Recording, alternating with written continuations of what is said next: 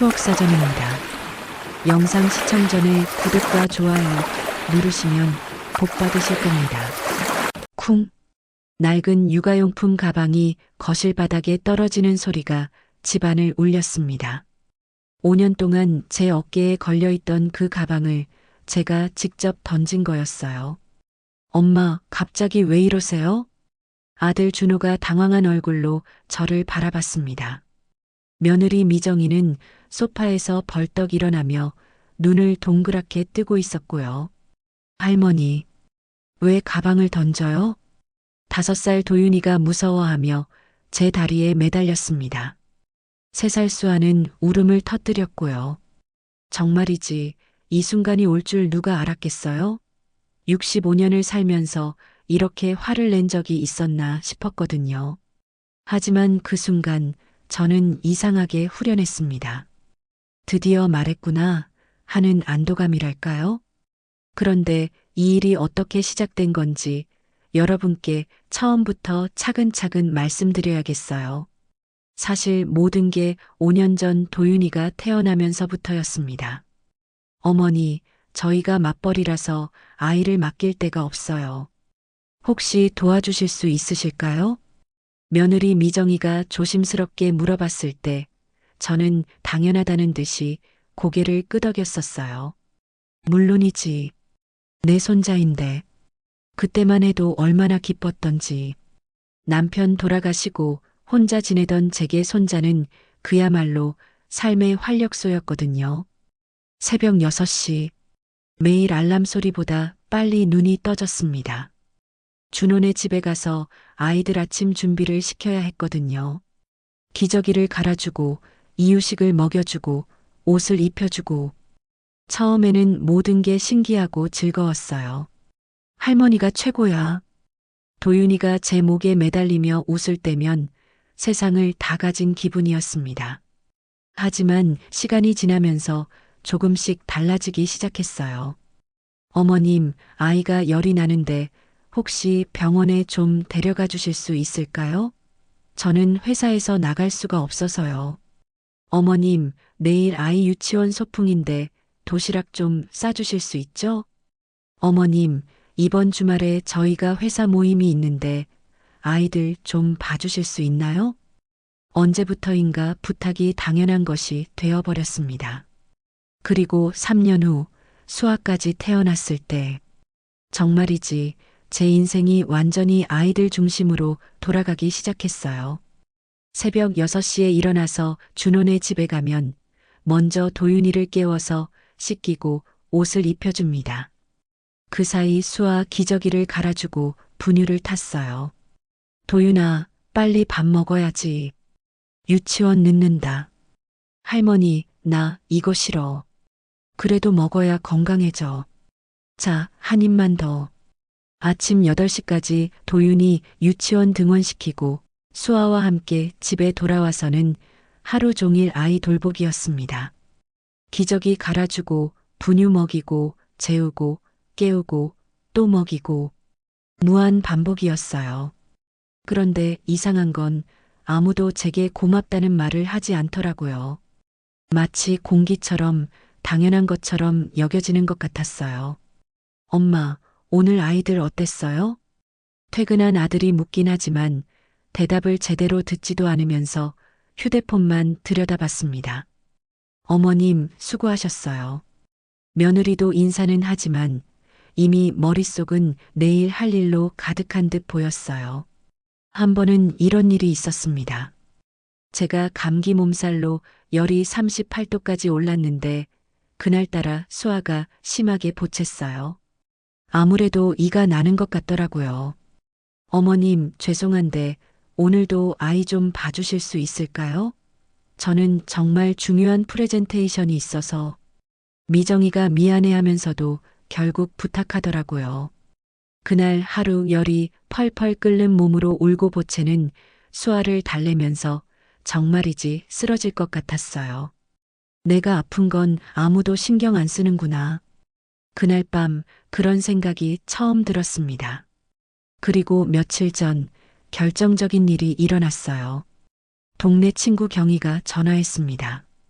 영수가 우리 다음 주에 부산 온천 여행 갈 건데 너도 같이 갈래? 얼마나 가고 싶었는지 몰라요. 5년 동안 아이들만 돌보느라 정말 어디 한번 제대로 나가본 적이 없었거든요. 그런데 아이들이 있어서 야, 너 언제까지 그렇게 살 거야? 며느리한테 하루 정도는 맡겨도 되잖아. 경희가 답답하다는 듯이 말했어요. 그래서 용기를 내서 며느리에게 말했습니다. 미정아, 내가 친구들하고 1박 2일 여행을 가려고 하는데 그날은 아이들을 내가 봐야겠어. 그런데 미정이의 반응은 이랬어요. 어머님, 그런데 그날이 제가 회사 워크숍이 있는 날이에요. 다른 날로 바꾸실 수는 없을까요? 아, 그 순간 정말 가슴이 답답했어요. 내가 5년 동안 하루도 쉬지 않고 아이들을 봤는데 나도 하루 여행 가는 게 그렇게 어려운 일인가 싶어서요. 그럼 준호가 봐야지. 남편이요? 남편은 아이 돌보는 걸 잘 못해요. 그리고 그날 골프 약속도 있고 그때였습니다. 정말 화가 머리끝까지 올라오는 걸 느꼈어요. 골프는 중요하고 회사 워크숍은 중요한데 할머니 여행은 중요하지 않다는 말인가요? 그럼 어머님이 아이들을 데리고 여행을 가시면 어떨까요? 미정이가 제안했지만 그건 여행이 아니라 육아의 연장일 뿐이었어요. 그날 밤 잠이 오지 않았습니다. 침대에 누워서 천장을 바라보며 생각했어요. 내가 언제부터 이렇게 당연한 존재가 되어버렸을까? 5년 전만 해도 저도 제 나름의 일상이 있었어요. 동네 친구들과 수다 떨고 시장 보러 다니면서 이것저것 구경하는 재미도 있었고, 저녁에는 TV 보면서 혼자만의 시간도 가질 수 있었거든요. 그런데 지금은 새벽 6시부터 밤 8시까지 온전히 아이들만 생각하며 살고 있었어요. 정말이지, 제가 언제부터 할머니라는 이름 외에는 아무것도 아닌 존재가 되어버렸을까요? 그리고 무엇보다 속상한 건 아무도 제 마음을 물어보지 않는다는 거였어요. 나도 피곤할 수 있고, 나도 쉬고 싶을 수 있고, 나도 내 친구들과 시간을 보내고 싶을 수 있다는 건 왜 아무도 생각하지 못할까요? 다음 날 아침, 평소처럼 육아용품 가방을 메고 준호네 집으로 향했습니다. 기저귀, 물티슈, 분유, 이유식, 여분 옷가지들. 5년 동안 늘 똑같은 물건들을 챙겨서 다녔어요. 그런데 그날 가방을 메면서 문득 이런 생각이 들었습니다. 이 가방이 내 인생 전부가 되어버렸구나. 현관문을 열고 들어서니 도윤이가 달려와서 안겼어요. 할머니, 오늘 유치원에서 그림 그리기 해요. 그래, 우리 도윤이가 그림을 잘 그리지. 아이의 해맑은 웃음을 보면서도 제 마음 한켠은 계속 무거웠습니다. 이 아이들이 밉다는 게 아니에요. 정말 사랑하는 손자들이에요. 하지만 그 사랑 때문에 제가 완전히 사라져버리는 건 아니잖아요. 그날도 여느 때처럼 하루를 보냈습니다. 하지만 마음속으로는 계속 생각하고 있었어요. 언제까지 이렇게 살아야 할까? 나도 65살이야. 내가 원하는 거라면서 살 수 있는 시간이 얼마나 남았을까? 그리고 그날 저녁 결심했습니다. 더 이상은 안 되겠다고. 이대로는 정말 안 되겠다고. 내일 가족들에게 분명히 말하겠다고. 그 다음 날 아침 결심을 품고 일어났지만 또다시 평소와 똑같은 하루가 시작되었습니다. 새벽 6시 알람 소리와 함께 눈이 떠졌어요. 몸이 무겁고 목이 칼칼했지만 아이들이 기다리고 있으니 어쩔 수 없었습니다. 준호네 집 현관문을 열고 들어서니 도윤이가 벌써 일어나서 거실에서 장난감을 가지고 놀고 있었어요. 할머니, 빨리 와요. 배고파요. 응, 할머니가 금방 밥 해줄게. 부엌에 들어가서 도윤이 아침을 준비하는데 수아가 울음소리가 들려왔습니다. 기저귀가 젖었나 보더라고요. 엄마, 기저귀 좀 갈아주세요. 미정이가 화장하면서 급하게 말했어요. 내가 할게. 정말이지. 이런 상황이 매일매일 반복되는 게 당연한 일인 것처럼 느껴지더라고요. 그런데 그날 오후 상황이 더 심각해졌습니다. 갑자기 수아가 열이 나기 시작했어요. 체온계로 재어보니 38도가 넘더라고요. 당황한 마음으로 미정이에게 전화했습니다. 미정아, 수아가 열이 나. 38.5도야. 어머님, 죄송해요. 그런데 지금 회사에서 중요한 회의 중이에요. 혹시 병원에 좀 데려가 주실 수 있을까요? 병원에? 네, 소아과 가시면 해열제 처방해 줄 거예요. 번거로우시겠지만, 번거롭다고요? 아픈 아이를 병원에 데려가는 게 번거로운 일인가요? 하지만 또 어쩔 수 없이 수아를 안고 병원으로 향했습니다. 병원 대기실에서 수아를 달래면서 주변을 둘러보니 대부분 엄마들이 아이와 함께 와 있더라고요. 가끔 아빠와 함께 온 경우도 있었고요. 할머니 혼자 온 경우는 저밖에 없었어요. 다른 집은 어떻게 하는 걸까? 그런 생각이 들면서 문득 서글퍼졌습니다. 병원에서 3시간을 기다린 끝에 진료를 받고 약을 받아서 집에 돌아왔을 때는 이미 저녁 시간이었어요. 준호와 미정이가 퇴근해서 집에 와 있었습니다. 어머님, 수고하셨어요. 수아는 어떻대요? 의사가 감기라고 하더라. 약 먹이고 푹 쉬게 하래. 다행이네요. 그런데 저녁은 어떻게 하시죠? 그 순간 정말 어이가 없었어요. 아픈 아이 때문에 하루 종일 병원에서 고생했는데 제일 먼저 걱정하는 게 저녁 준비라니요. 내가 간단하게 라면이라도 끓여줄게. 아, 그럼 안 되죠. 아이들은 라면 먹으면 안 돼요. 나트륨이 너무 많아서. 그럼 직접 해달라고요. 왜 저한테만 이런 걸 당연하게 요구하는 건가요? 하지만 결국 또 부엌에 들어가서 김치찌개를 끓였습니다. 온몸이 무겁고 다리도 아팠지만 어쩔 수 없더라고요. 저녁을 차려놓고 나니 8시가 넘어 있었어요. 새벽 6시부터 지금까지 14시간을 쉬지 않고 움직인 거였습니다. 어머님, 정말 고생 많으셨어요. 미정이가 인사는 하지만 그 말이 진심으로 들리지 않았어요. 마치 형식적인 인사 같더라고요. 그리고 이틀 후 더 충격적인 일이 벌어졌습니다. 그날 아침 일어나 보니 온몸이 으슬으슬 떨리고 목이 아팠어요. 체온을 재어보니 37.8도였습니다. 아, 감기 걸렸나 보다. 수아한테 옮은 것 같았어요. 며칠 전부터 몸이 좋지 않더니 결국 제대로 감기에 걸린 거였습니다. 그래도 아이들이 기다리고 있으니까 해열제를 먹고 평소처럼 준호네 집으로 갔어요. 어머님, 안색이 안 좋으세요. 괜찮으세요? 미정이가 물어봤지만 대답을 기다리지도 않고 서둘러 출근 준비를 하더라고요. 그런데 오늘 제가 늦게 퇴근할 것 같아요. 신제품 런칭 준비 때문에 야근해야 해서요. 준호는 남편도 오늘 회식이 있대요.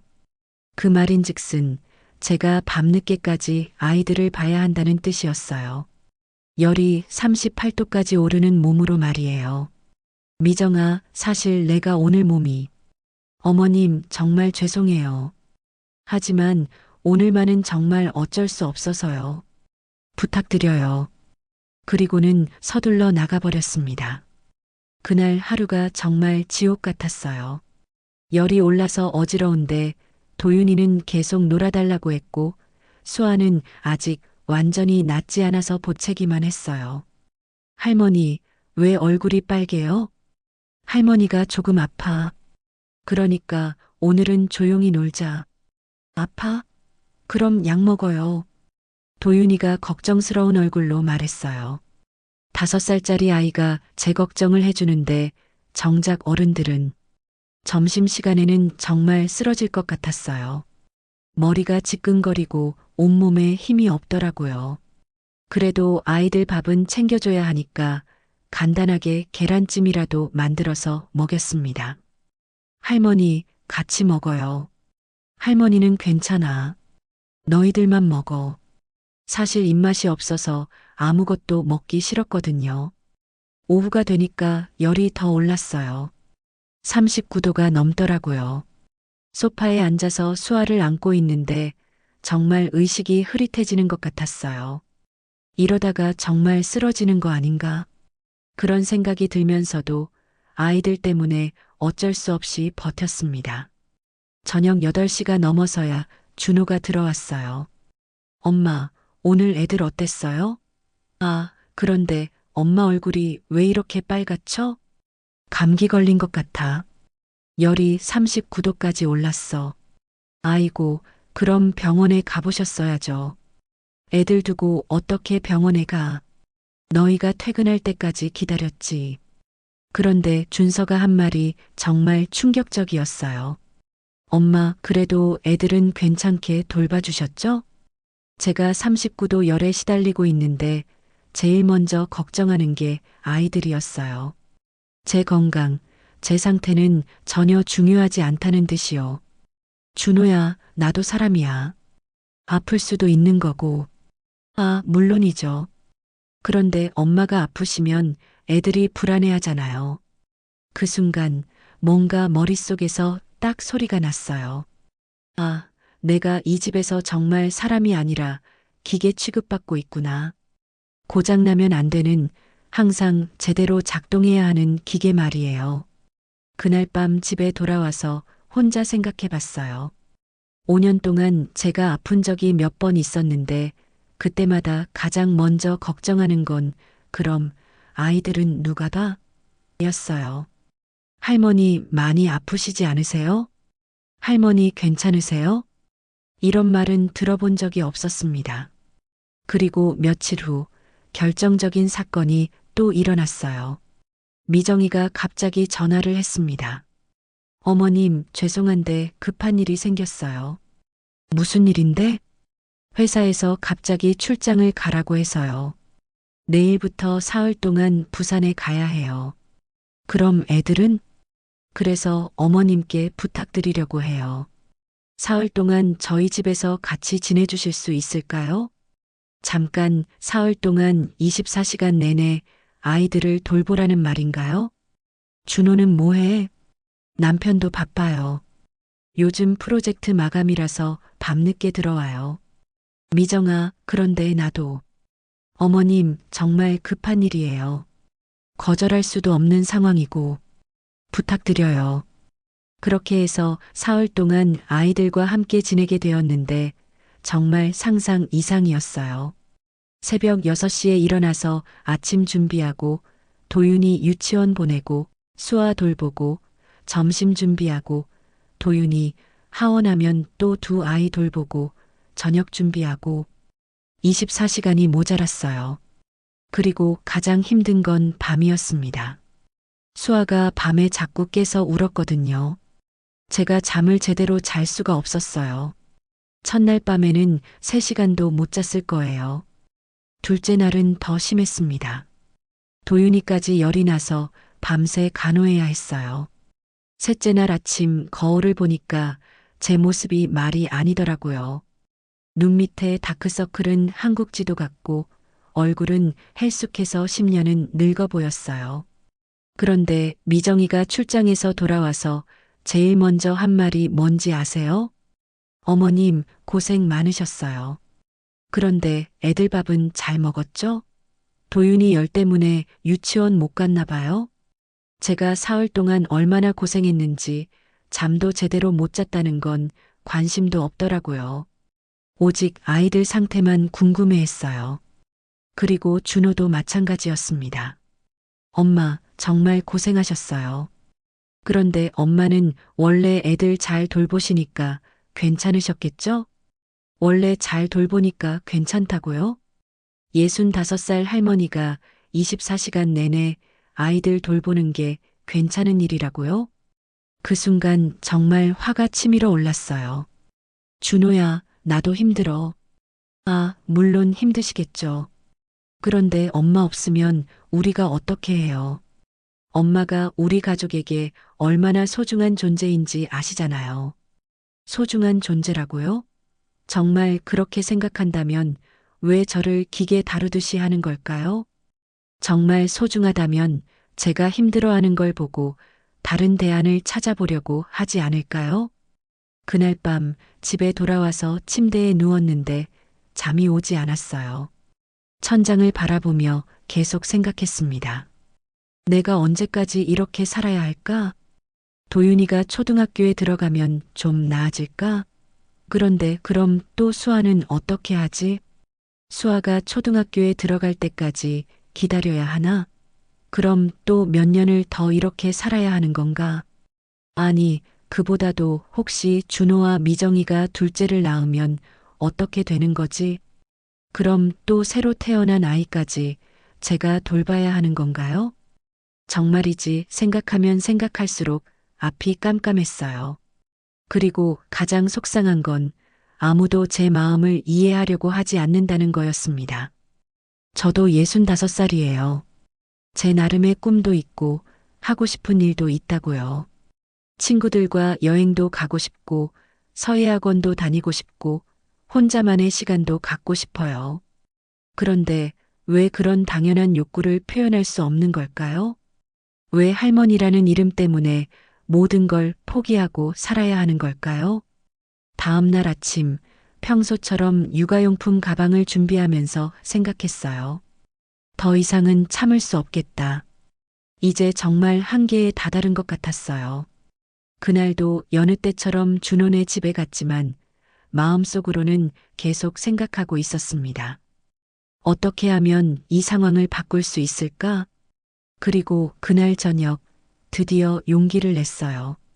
준호와 미정이에게 진지하게 이야기를 해보기로 한 거였습니다. 더 이상 이렇게 살 수는 없다고, 저도 제 인생이 있다고 말이에요. 하지만 제가 입을 열기도 전에 미정이가 또 다른 부탁을 하더라고요.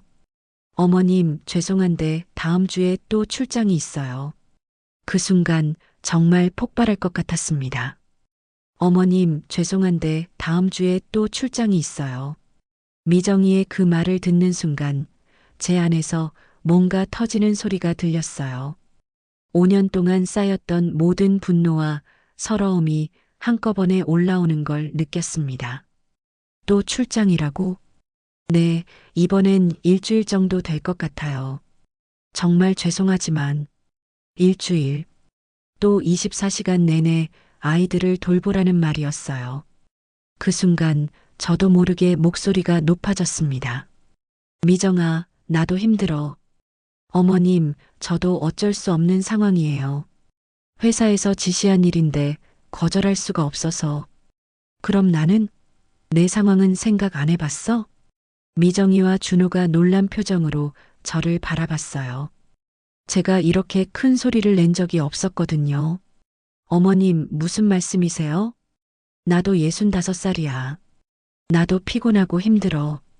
언제까지 이렇게 살아야 해? 조용했던 거실에 제 목소리만 울려 퍼졌습니다. 그때까지 제 마음속에 숨겨두었던 모든 것들이 쏟아져 나오기 시작했어요. 5년이야, 5년. 단 하루도 쉬지 않고 아이들을 돌봤어. 내가 아픈 날에도, 비가 오는 날에도, 명절에도 마찬가지였어. 어머님, 저희가 감사하게 생각하고 있어요. 감사하게 생각한다고? 정말이야? 제 목소리가 떨렸습니다. 그럼 왜 내가 여행 가겠다고 했을 때는 안 된다고 했어? 왜 내가 아픈데도 아이들 걱정부터 했어? 준호가 어쩔 줄 몰라 하더라고요. 엄마, 그건. 그리고 너 준호야. 너는 아빠 노릇을 언제 할 거야? 엄마, 저도 바쁘잖아요. 바빠? 골프 칠 시간은 있으면서? 그 말을 하고 나니 정말 시원했어요. 5년 동안 속으로만 삼켜왔던 말이었거든요. 엄마, 그런 식으로 말씀하시면 어떻게 말해? 사실을 말하는 건데. 저는 더 이상 참을 수 없었어요. 그동안 좋은 할머니, 착한 시어머니가 되려고 얼마나 애썼는데 결국 당연하게 여겨지기만 했잖아요. 미정아, 너도 마찬가지야. 내 친구들은 유치원 끝나고 아이 데리러 가는데 넌 언제 엄마 노릇 해봤어? 어머님, 그건 제가 직장을 다니니까. 직장 다니는 엄마들은 다 그런 줄 알아?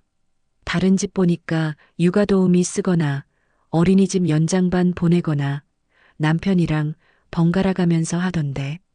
미정이가 할 말을 잃었어요. 그런데 너희는 뭐야?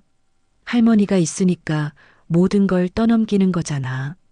그때 도윤이가 방에서 나와서 무슨 일인지 궁금하다는 듯 우리를 바라봤어요. 할머니, 왜 큰 소리 내요? 그 순간 마음이 아팠지만 이번만큼은 물러설 수 없었어요. 도윤아, 할머니가 엄마 아빠랑 중요한 이야기 하고 있어. 방에서 놀고 있어. 아이가 다시 방으로 들어가자 저는 계속 말했습니다. 그리고 제일 중요한 건 너희는 내 마음을 한 번도 물어본 적이 없다는 거야. 엄마 마음이요? 응. 내가 정말 이렇게 사는 게 행복한지, 내가 원하는 게 뭔지 말이야. 준호와 미정이가 서로 눈치를 보더라고요. 정말이지, 이런 이야기를 나누는 것조차 처음이었어요. 엄마, 그럼 어머님이 원하시는 게 뭐예요? 준호가 조심스럽게 물었습니다. 나도 내 시간이 있었으면 좋겠어. 친구들이랑 여행도 가고, 서예학원도 다니고, 혼자만의 시간도 갖고 싶어. 서예학원이요? 응. 너 아빠 돌아가시기 전에 서예 배우고 있었어. 그런데 너 키우느라 그만뒀지. 미정이가 놀란 표정을 지었어요. 제게 그런 취미가 있었다는 걸 처음 안 것 같더라고요. 그리고 너희도 모르겠지만 나도 친구들이 있어. 경희, 순자, 말자. 모두 나랑 50년 넘게 알고 지낸 친구들이야. 아, 그분들이 여행 갈 때마다 나보고 같이 가자고 해. 그런데 나는 한 번도 못 갔어. 너희 눈치 보느라고. 그 말을 하니까 정말 서러웠어요. 친구들이 제주도도 가고 부산 온천 여행도 가고 심지어 일본 여행까지 갔는데 저는 항상 아이들 때문에 안 된다고 했었거든요. 엄마, 그런 말씀을 해주시지 그랬어요. 했어. 며칠 전에도 1박 2일 온천 여행 가겠다고 했는데 너희가 안 된다고 했잖아. 아, 그때. 그건 제가 워크숍이 있어서. 그래. 너희 일정은 중요하고 내 일정은 중요하지 않은 거야. 미정이가 고개를 숙였어요. 그때 갑자기 핸드폰이 울렸습니다. 경이었어요. 여보세요? 영수가 지금 괜찮아? 큰 소리가 들려서. 아, 벽이 얇아서 옆집까지 들렸나 봐요. 괜찮아. 잠깐 가족들이랑 이야기 중이야. 그래. 그런데 우리 내일 온천 예약 확정해야 하는데 어떻게 할 거야? 그 순간 제가 결심했어요. 가자. 내일 예약해. 정말? 아이들은? 전화 너머로 경희의 놀라는 목소리가 들렸어요. 그건 아이 부모들이 알아서 할 일이야. 준호와 미정이가 깜짝 놀란 표정으로 저를 바라봤어요. 엄마, 그럼 저희는 어떻게 해요? 너희가 알아서 해. 5년 동안 내가 해왔으니까 이제는 너희가 해봐. 어머님, 그런데 갑자기 그러시면 저희가 준비할 시간도 없고. 준비? 나는 5년 전에 갑자기 준비도 없이 시작했는데. 정말이지, 그때의 저는 완전히 달라져 있었어요. 5년 동안 참고 또 참았던 제가 드디어 제 목소리를 내고 있었거든요. 전화를 끊고 나서 저는 더 확실하게 말했어요. 그리고 출장 때문에 일주일 동안 아이들을 봐달라는 것도 안 돼. 그럼 어떻게 해요? 출장을 안 갈 수는 없는데. 육아 도우미를 구하든지 어린이집 연장반을 이용하든지 아니면 준호가 연차를 써서 돌보든지 해. 엄마, 제가 연차를 어떻게 해? 왜 안 돼? 내 아이들이잖아. 그 순간 현관문이 열리면서 도윤이가 뛰어나왔어요. 할머니, 왜 화났어요? 아이가 걱정스러운 얼굴로 제 손을 잡더라고요. 마음이 아팠지만 이번에는 물러설 수 없었어요. 도윤아, 할머니는 화난 게 아니야. 그런데 앞으로는 할머니가 매일 올 수는 없을 것 같아. 왜요? 할머니가 싫어요? 아니야, 할머니도 해야 할 일이 생겼거든. 그때 수아도 방에서 나와서 제게 달려왔어요. 할머니, 두 아이를 보니까 마음이 너무 아팠어요. 이 아이들에게는 죄가 없는데. 하지만 지금이 아니면 영원히 못 벗어날 것 같았어요. 준호야, 미정아. 나는 이제 주 두세 번 정도만 아이들을 볼 수 있어. 주 두세 번요? 응. 나머지는 너희가 알아서 해야 해. 어머님, 그럼 제가 정말 직장을 그만둬야 해요. 미정이가 울먹이더라고요. 왜 직장을 그만둬? 다른 집 엄마들은 다 어떻게 하는데? 다른 집은 시어머님이 도와주시잖아요. 모든 집이 다 그런 줄 알아? 맞벌이 부부들 대부분이 육아도우미나 어린이집을 이용해. 그때 준호가 말했어요. 엄마, 그런데 육아도우미는 돈이 너무 많이 들어요. 돈이 아까우면 너희 중 한 명이 그만두든지 아니면 번갈아 가면서 하든지 해. 왜 그 부담을 나한테만 떠넘겨? 그 말을 하고 나니 정말 속이 뻥 뚫리는 기분이었어요. 그리고 미정아, 너는 내가 이 일을 공짜로 하고 있다는 걸 생각해 봤어? 공짜요? 응. 육아도우미 쓰면 한 달에 200만 원은 들어. 5년이면 얼만지 계산해 봐. 미정이가 깜짝 놀라더라고요. 1억 2천만 원이야. 내가 5년 동안 1억 2천만 원 어치 일을 했다는 뜻이지. 어머님, 저희가 몰랐어요. 몰랐다고? 정말 몰랐어? 저는 더 이상 참을 수 없었어요. 너희는 그냥 편했던 거야. 공짜로 믿을 만한 사람이 아이들을 완벽하게 돌봐주니까. 그때 갑자기 초인종이 울렸어요. 경이었어요. 영수가 괜찮아? 소리가 너무 커서 걱정돼서 왔어. 경이가 들어오니까 분위기가 조금 바뀌었어요. 어머, 무슨 일이야? 경이야, 잘 왔어. 나 지금 애들이랑 중요한 이야기 하고 있었어. 경이가 상황을 파악하더니 제 편에 서주었어요. 영숙이가 뭔 소리를 했는지는 모르겠지만 이 친구 5년 동안 정말 고생 많이 했어. 경이 이모. 준호가 어색하게 인사했어요. 준호야, 너희는 정말 행운이었어. 영숙이 같은 시어머니를 만나서 말이야. 네, 저희도 감사하게 생각하고 있어요. 감사하게 생각한다고? 그럼 왜 영숙이 여행 한번 가는 것도 못하게 해? 경희가 따져 물었어요. 우리 동네 할머니들 보면 손자 돌보면서도 자기 시간은 확실히 가져. 그런데 영숙이만 5년 동안 아무것도 못했어. 미정이가 고개를 숙이고 있었어요. 그리고 며느리, 너는 시어머니한테 얼마나 고마워해야 하는지 알아? 네. 다른 집 며느리들 보면 시어머니가 조금만 도와줘도 고맙다고 난리야. 그런데 너는 5년 동안 당연하게 여겼잖아. 경희의 말에 힘을 얻어서 저도 더 확실하게 말했어요. 그래, 경희 말이 맞아. 나도 이제 내 인생을 살고 싶어. 잘했어, 영수가. 65살에 새로 시작하는 거야. 그 순간 정말 든든했어요. 50년 친구가 제 편에 서주니까요. 엄마, 그럼 정말로. 준호가 말을 못 마쳤어요. 응, 내일부터 달라질 거야. 온천 여행 다녀와서 서예학원도 알아볼 거고. 서예학원요? 응. 그리고 친구들이랑 정기 모임도 가질 거야. 미정이가 울음을 터뜨렸어요. 어머님, 그럼 정말 저희는 어떻게 해요? 너희끼리 알아서 해. 다른 부모들 다 하는 것처럼.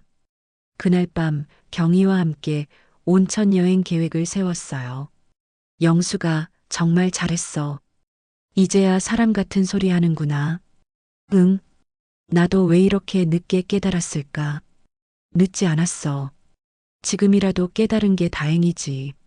그리고 다음 날 정말로 2박 3일 온천 여행을 떠났습니다. 5년 만에 처음으로 아이들 걱정 없이 제가 원하는 걸 하는 시간이었어요. 2박 3일 온천 여행에서 돌아온 저는 완전히 다른 사람이 되어 있었습니다. 5년 만에 처음으로 아무 걱정 없이 온전히 제 자신만을 위한 시간을 보냈거든요. 아침에 일어나서 아이들 아침 준비 어떻게 하지? 라는 걱정 대신 오늘은 뭘 하고 놀까? 를 생각할 수 있었어요. 정말이지 이런 자유로움이 있다는 걸 잊고 살았더라고요. 온천에 몸을 담그고 있으면서 경희가 말했어요. 영수가 얼굴이 확실히 달라졌어. 5년 만에 처음으로 편안해 보여. 정말? 응. 그동안 얼마나 스트레스 받고 살았으면. 그 말을 들으니까 제가 얼마나 억지로 웃으며 살았는지 깨달았어요. 하지만 여행에서 돌아온 저를 맞이한 건 예상과는 다른 광경이었습니다. 준호네 집 현관문을 열고 들어서니 집안이 말이 아니더라고요. 거실에는 장난감이 온 사방에 널려 있고 설거지는 쌓여 있고 빨래는 산더미 같이 쌓여 있었어요. 할머니, 도윤이가 달려와서 제게 안겼는데 옷이 며칠째 같은 옷인 것 같더라고요. 도윤아, 할머니 없는 동안 어땠어? 할머니 없어서 슬펐어요. 엄마가 계속 전화만 해요.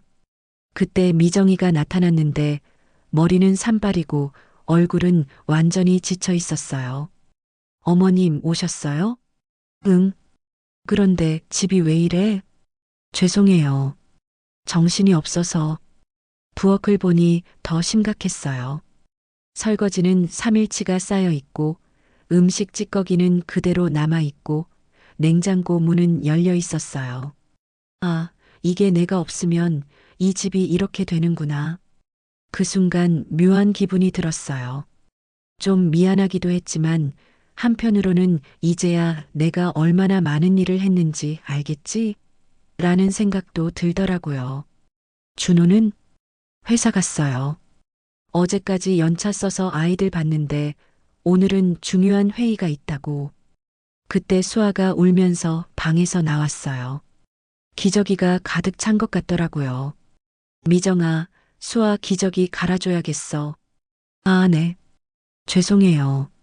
미정이가 허둥지둥 수아를 안고 가는 모습을 보면서 아, 정말 힘들었구나 하는 생각이 들었어요. 하지만 동시에 이게 바로 내가 5년 동안 해온 일이야라는 것도 깨달았습니다. 그날 저녁 준호가 퇴근해서 들어왔어요. 엄마, 여행 잘 다녀오셨어요? 응, 정말 좋았어. 그런데 엄마, 저희가 정말 힘들었어요. 준호가 털어놓기 시작했어요. 도윤이는 할머니 없다고 계속 울고, 수아는 밤에 잠도 안 자고, 미정이는 회사 일 때문에 스트레스 받고, 그래서 엄마가 좀 더 도와주셨으면 해요. 예전처럼 말이에요. 그 말을 듣는 순간 저는 확신했어요. 아직도 전혀 깨닫지 못했다는 걸 말이에요. 준호야, 너는 지금 뭔 소리를 하는 거니? 엄마, 3일 동안 힘들었다고? 나는 5년을 했어. 엄마, 그건 뭐야? 나는 괜찮고 너희는 힘들다는 거야? 저도 모르게 목소리가 높아졌어요. 그때 미정이도 끼어들었어요. 어머님, 저희도 처음이라서 익숙하지 않아요. 처음이라고? 도윤이가 5살인데 언제까지 처음이라고 할 거야? 정말이지 어이가 없었어요. 그리고 미정아, 너는 도윤이 엄마 몇 년째야? 5년요. 5년 동안 엄마 노릇을 제대로 해본 적이 있어? 미정이가 할 말을 잃었어요. 유치원 행사에 누가 갔어? 아이가 아플 때 누가 병원에 데려갔어? 도시락은 누가 쌌어? 그건 다 내가 했지. 너는 그냥 출근하고 퇴근하기만 했잖아. 그때까지 제 속에 쌓여있던 모든 게 쏟아져 나왔어요. 그리고 준호야, 너도 마찬가지야. 아빠 노릇이라는 걸 해본 적이 있니? 엄마, 저도 바쁘다고 했잖아요. 바빠? 다른 아빠들은 안 바빠? 회사 다니는 아빠들이 다 너처럼 아이들 안 돌봐?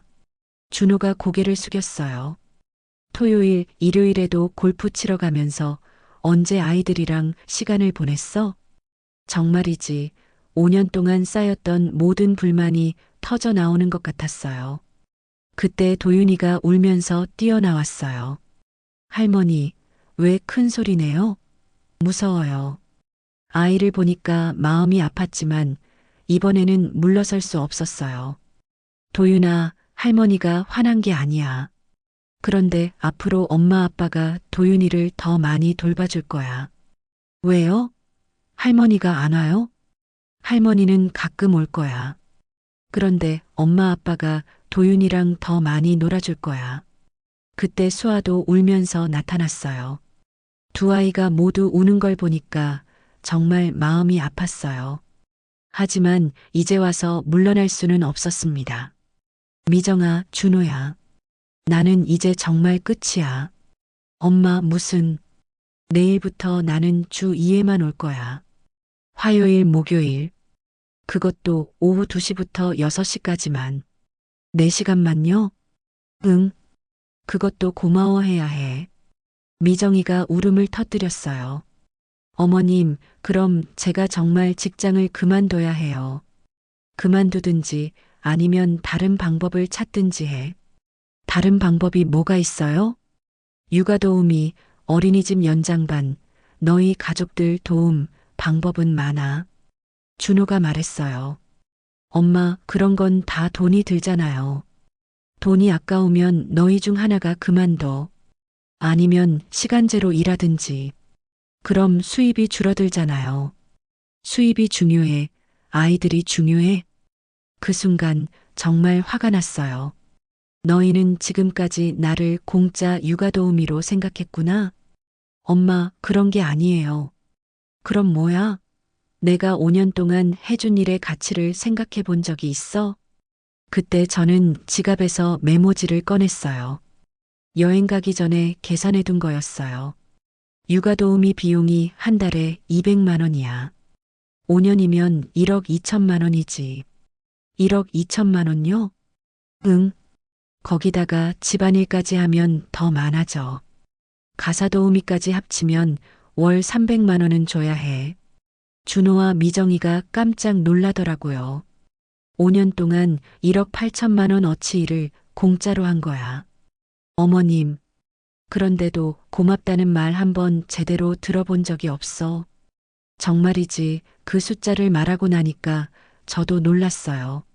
아, 내가 이렇게 많은 일을 했구나. 그리고 가장 중요한 건 내 시간이야. 어머님 시간이요? 5년 동안 하루 12시간씩 1년에 300일을 일했어. 총 15,000시간이야. 미정이가 계산기를 꺼내서 확인하더라고요. 정말 15,000시간이네요. 내 인생의 15,000시간을 너희를 위해 쓴 거야. 그런데 내가 하루 여행 가겠다고 하니까 안 된다고 했잖아. 그 순간 정말 억울함이 복받쳐 올랐어요. 나도 65살이야. 내가 건강하게 살 수 있는 시간이 얼마나 남았을 것 같아? 엄마, 10년? 15년? 그 시간 동안도 계속 너희 아이들만 돌보며 살아야 해? 준호가 눈물을 글썽이더라고요. 엄마, 저희가 정말 몰랐어요. 몰랐다고? 5년 동안 몰랐어? 죄송해요. 그때 갑자기 미정이가 말했어요. 어머님, 그럼 육아도우미 월급만큼 드릴게요. 뭐? 월 200만 원 드릴게요. 그러니까 계속 도와주세요. 그 말을 듣는 순간 정말 기가 찼어요. 미정아, 너 지금 뭔 소리 하는 거야? 돈을 들이면 되는 거 아니에요? 돈의 문제가 아니야. 제 목소리가 집안에 울려 퍼졌어요. 나는 돈을 받고 일하는 가정부가 아니야. 그럼 뭐가 문제예요? 존중이야, 존중. 내가 원하는 건 돈이 아니라 사람 취급받는 거야. 그 순간 정말 모든 게 명확해졌어요. 이 사람들은 아직도 모르고 있었어요. 제가 원하는 게 뭔지, 제가 왜 화가 났는지. 나는 너희 가족이지 고용인이 아니야. 그런데 너희는 나를 언제든지 부릴 수 있는 사람으로 생각했어. 어머님, 그런 게 아니에요. 그럼 뭐야? 내가 아플 때 걱정해 준 적이 있어? 내가 하고 싶은 걸 물어본 적이 있어? 아무도 대답하지 못했어요. 내가 서예를 배우고 싶어 한다는 것도 오늘 처음 안 거잖아.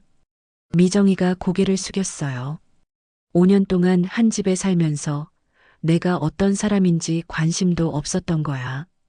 정말이지, 그때 깨달았어요. 이 사람들에게 저는 할머니라는 역할일 뿐이었다는 걸 말이에요. 김영숙이라는 개인은 없었던 거예요. 이제 알겠어? 왜 내가 화가 났는지. 그때 도윤이가 제 손을 잡더라고요. 할머니, 울지 마세요. 아, 제가 언제부터 울고 있었을까요? 할머니는 울지 않아, 도윤아. 그냥 마음이 좀 아파서. 왜 아파요? 할머니도 도윤이처럼 사랑받고 싶거든. 그 말을 하고 나니까 눈물이 더 많이 났어요. 65년을 살면서 이런 말을 해본 적이 없었거든요. 그때 준호가 일어나서 제게 왔어요. 엄마, 정말 죄송해요. 저희가 정말 잘못했어요. 사과는 행동으로 보여줘. 네, 그럴게요. 미정이도 울면서 말했어요. 어머님, 저도 정말 몰랐어요. 어머님을 너무 당연하게 생각했어요. 이제 알았으니까 달라져야지. 그날 밤 집에 돌아와서 거울을 봤어요. 울어서 눈이 부어 있었지만 이상하게 마음은 시원했어요. 드디어 제 마음을 다 털어놨거든요. 정말이지 65년을 살면서 이렇게 제 마음을 솔직하게 말해본 적이 없었어요. 그리고 생각했습니다. 이제 정말 새로 시작하는 거야.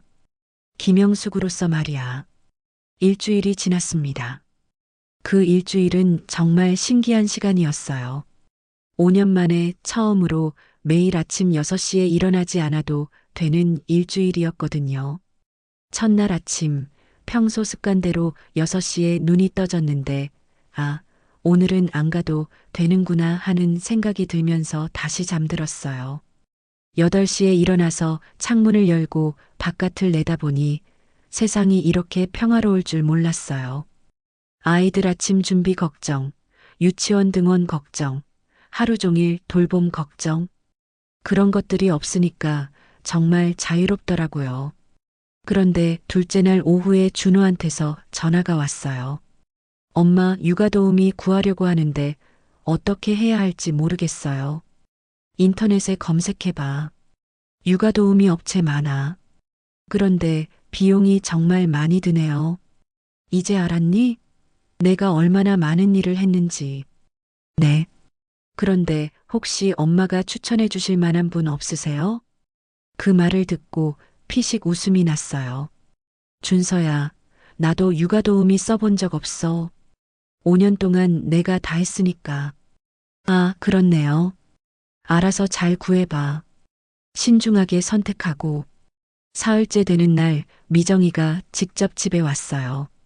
어머님, 죄송한데 조금만 도와주실 수 있을까요? 뭘? 육아 도우미를 구했는데 내일부터 시작이거든요. 그런데 오늘 하루만 아이들을 봐주실 수. 안 돼. 단호하게 거절했어요. 어머님, 미정아, 나는 이미 말했잖아. 화요일, 목요일, 오후 2시부터 6시까지만 한다고. 그런데 급한 상황이라서. 급한 상황은 너희가 해결해야 할 문제야. 미정이가 실망한 표정을 지었지만 저는 흔들리지 않았어요. 5년 동안 급한 상황이라는 말에 얼마나 많이 휘둘렸는데요. 그럼 어떻게 해야 하죠? 준서가 연차를 쓰든지 아니면 내가 반차를 내든지 해. 하지만은 없어. 이제부터는 너희가 부모로서 책임져야 해. 그렇게 단호하게 말하고 나니 미정이도 더 이상 말하지 않더라고요. 일주일 후 정말 놀라운 변화가 시작되었어요. 준호네 집에 화요일 오후 2시에 갔는데 육아도우미 아주머니가 와 계시더라고요. 안녕하세요. 저는 김영숙이에요. 아, 할머니시군요. 저는 박성경이에요. 잘 부탁드려요. 50대 초반으로 보이는 경험 많은 분이었어요. 아이들 어때요? 처음에는 할머니 찾으면서 많이 울었는데 이제 적응하고 있어요. 도윤이와 수아가 저를 보고 달려왔어요. 할머니, 우리 도윤이 수아야. 할머니 없는 동안 어땠어? 성경 아줌마가 같이 놀아줬어요. 그런데 할머니가 더 좋아요. 마음이 아프기도 했지만 아이들이 적응하고 있다는 게 다행이었어요. 그리고 무엇보다 놀라운 건 집안이 정리되어 있다는 거였어요. 성경 씨, 집안일도 하세요? 네, 아이들 돌보면서 간단한 정리는 해드려요. 전문 육아도우미의 손길이 느껴지더라고요. 한편으로는 역시 돈을 주고 쓰는 서비스는 다르구나 싶었어요. 그날 오후 4시간 동안 저는 정말 여유롭게 아이들과 시간을 보냈어요. 숙제 도와주고 함께 그림도 그리고 간식도 만들어줬습니다. 그런데 예전과 달리 마음이 편하더라고요. 4시간 후에는 집에 갈 수 있다는 안정감 때문이었어요. 할머니, 내일도 와요? 아니야, 할머니는 목요일에 와. 왜요? 할머니도 할 일이 있거든. 도윤이가 아쉬워했지만 저는 확실하게 경계선을 그어뒀어요. 집에 돌아오는 길에 서예학원을 찾아봤어요. 집에서 걸어서 10분 거리에 있는 작은 학원이었는데 마침 성인반을 운영하고 있더라고요. 어르신, 서예 배워보신 적 있으세요? 오래전에 조금 배웠는데 그만둔 지 30년이 넘었어요. 그럼 기초반부터 다시 시작하시면 될 것 같은데요. 월요일, 수요일, 금요일 오전 10시부터 12시까지. 딱 제가 원하던 시간이었어요. 등록하겠어요. 30년 만에 다시 붓을 잡는다는 생각에 설레었어요. 그리고 경희한테 전화했어요. 경희야, 나 서예학원 등록했어. 정말? 잘했어. 그럼 이제 진짜 내 인생 사는 거네. 응. 그리고 우리 정기 모임도 만들자. 좋아. 매주 금요일 오후에 만날까? 좋지. 카페에서 수다 떨면서 50년 넘게 알고 지낸 친구들과 정기적으로 만날 수 있다는 게 얼마나 기뻤는지 몰라요. 2주차 목요일 준호네 집에서 놀라운 광경을 봤어요. 준호가 일찍 퇴근해서 아이들과 놀고 있더라고요. 아빠, 블록 더 쌓아요. 응, 더 쌓아보자. 5년 만에 처음 보는 광경이었어요. 준서야, 일찍 왔네? 네, 요즘 일부러 일찍 오려고 해요. 아이들이랑 시간을 보내야겠다고 생각해서요. 그래, 잘하고 있어. 미정이도 달라졌어요. 퇴근하자마자 아이들에게 달려가서 하루 어땠는지 물어보고 직접 저녁을 준비하더라고요. 어머님, 저희가 해볼게요. 어머님은 편히 계세요. 그래, 고생해. 예전 같았으면 제가 나서서 다 했을 텐데, 이제는 지켜만 보고 있었어요. 서투르긴 했지만, 그래도 직접 하는 모습이 대견했어요. 3주차가 되니까 새로운 루틴이 완전히 자리 잡았어요. 월요일 서예학원 오전 10시부터 12시, 화요일 손자 돌보기 오후 2시부터 6시, 수요일 서예학원 오전 10시부터 12시, 목요일 손자 돌보기 오후 2시부터 6시, 금요일 서예학원 오전 10시부터 12시 친구들 모임 오후 3시부터 6시, 토요일, 일요일 완전한 자유시간. 정말이지, 이렇게 규칙적이면서도 자유로운 삶이 있다는 걸 잊고 살았더라고요. 서예학원에서는 30년 전 실력이 조금씩 돌아왔어요. 어르신, 손이 아직 살아있네요. 예전에 많이 연습하셨나 봐요. 선생님이 칭찬해 주시니까 정말 기분이 좋았어요. 붓으로 한 획 한 획 그어나가면서 마음이 평온해지는 걸 느꼈습니다. 특히 인생이라는 글자를 연습할 때 묘한 감정이 들더라고요. 아, 이제야 진짜 내 인생을 살고 있구나. 친구들과의 정기 모임도 정말 즐거웠어요. 영수가 요즘 얼굴이 완전히 달라졌어. 그래, 어떻게? 예전에는 항상 걱정스럽고 피곤해 보였는데 지금은 편안해 보여. 순자가 말해주니까 정말 기분이 좋았어요. 나도 그래. 5년 만에 처음으로 내 시간을 갖고 사니까. 잘했어. 우리가 계속 말했잖아. 너만 혼자서 그렇게 희생하며 살면 안 된다고. 응, 이제야 깨달았어. 그런데 한 달쯤 지났을 때 작은 사건이 하나 있었어요. 도윤이가 갑자기 열이 나서 유치원에서 연락이 왔다는 거예요. 예전 같았으면 당연히 제가 달려갔겠지만 그날은 제가 친구들과 약속이 있는 날이었어요. 미정이가 급하게 전화했어요. 어머님, 도윤이가 갑자기 열이 나서 유치원에서 데려오라고 하는데 혹시 오늘은 안 돼. 내가 약속이 있어. 어머님, 미정아, 아이 아픈 건 엄마가 챙기는 게 맞아. 그런데 저는 회의가 그런 날이 있는 거야. 어쩔 수 없이 일정을 바꿔야 하는. 결국 미정이가 회의를 연기하고 아이를 데리러 갔어요. 그 후에 준호가 전화했어요. 엄마, 너무 매정하신 것 아니에요? 매정하다고? 아이가 아픈데 약속이 더 중요하세요? 준서야, 5년 동안 내가 몇 번 약속을 취소했는지 알아? 준호가 할 말을 잃었어요. 나도 이제 내 약속이 있어. 그리고 아픈 아이는 엄마가 챙기는 게 당연한 거야. 그날 이후로는 비슷한 요청이 없어졌어요. 아마 제 입장을 확실히 알았나 봐요. 2달이 지나자 정말 안정된 일상이 되었어요.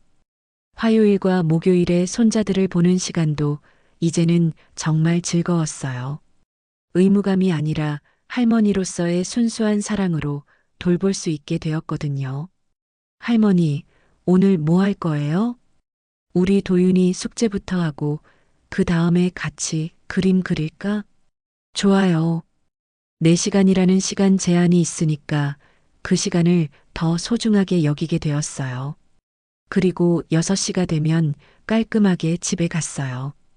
할머니, 조금 더 있어요. 안 돼. 할머니는 이제 집에 가야 해. 내일 모레 또 올게. 경계선을 확실히 그어두니까 아이들도 이제는 받아들이더라고요. 어느 날 서예학원에서 작품전 이야기가 나왔어요.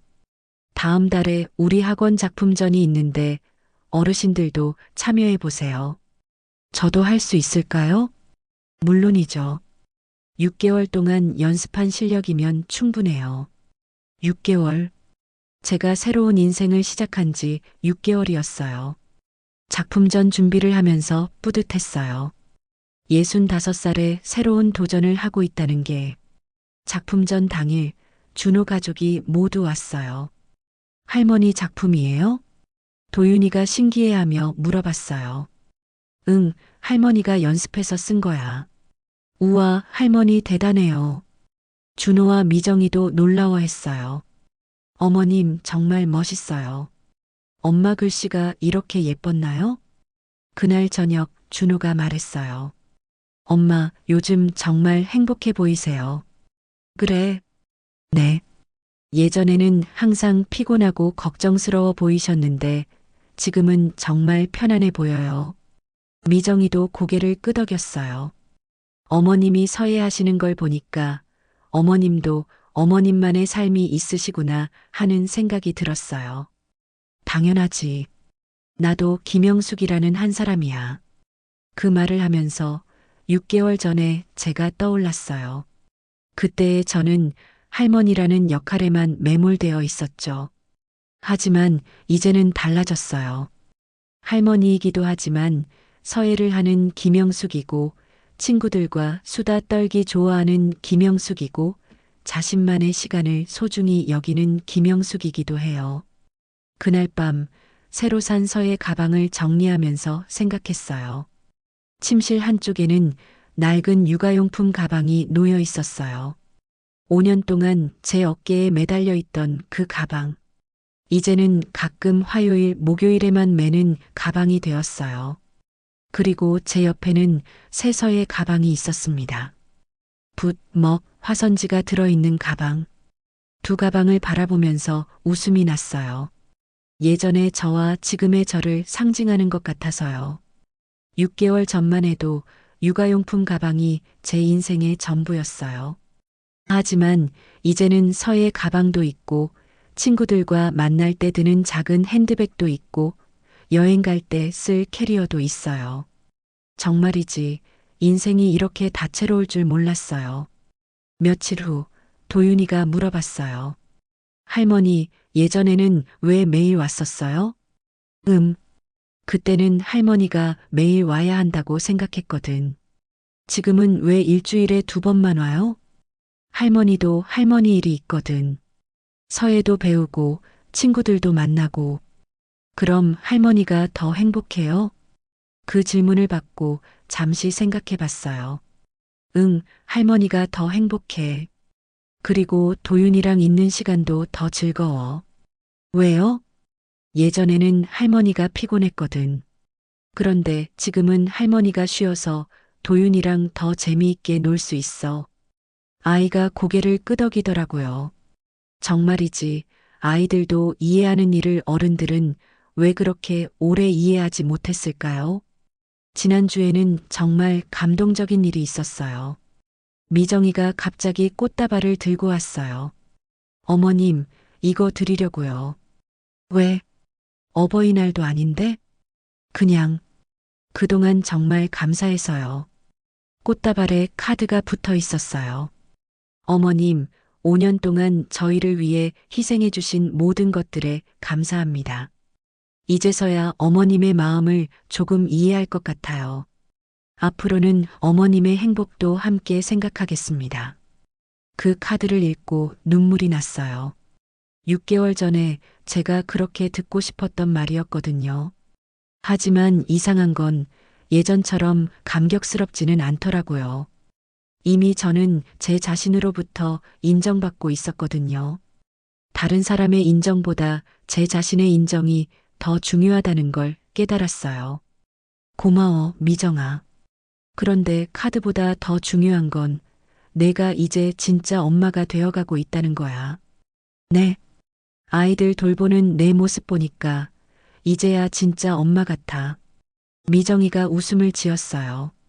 6개월 전과는 완전히 다른 자신감 있는 웃음이었어요. 오늘도 서예학원에서 돌아와 저녁을 혼자 먹으면서 생각해 봤어요. 65년을 살면서 이렇게 마음이 평온한 적이 있었나 싶어요. 누군가를 위해 희생하며 사는 것도 의미 있는 일이지만 그렇다고 해서 나 자신을 완전히 잃어버리면 안 되는 거였어요. 지금도 저는 할머니예요. 화요일과 목요일에는 손자들을 정말 사랑으로 돌보고 있어요. 하지만 동시에 저는 김영숙이기도 해요. 서예를 배우고 친구들과 웃으며 제 자신만의 시간을 즐기는 한 사람의 여성이요. 내일은 금요일이에요. 오전에는 서예학원에 가고 오후에는 친구들과 새로 생긴 카페에서 만날 예정이에요. 내일 모레는 토요일이에요. 아무 계획 없이 정말 오랜만에 집에서 TV 보며 쉬어볼까 해요. 이런 평범하지만 소중한 일상이 있다는 것. 그리고 그 일상을 제가 스스로 선택할 수 있다는 것. 정말이지 65살에 깨달은 가장 소중한 진실이에요. 책상 위에 놓인 서의 작품을 바라봤어요.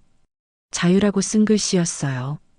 6개월 전에 저는 이 글자의 진짜 의미를 몰랐을 거예요. 하지만 지금은 알아요. 자유란 누군가의 허락을 받고 얻는 게 아니라 스스로 찾아가는 거라는 걸요. 그리고 진짜 사랑은 희생을 강요하지 않는다는 것도 깨달았어요. 내일 아침에도 알람 없이 자연스럽게 일어날 거예요. 그리고 여유롭게 커피 한 잔 마시면서 하루를 시작할 거고요.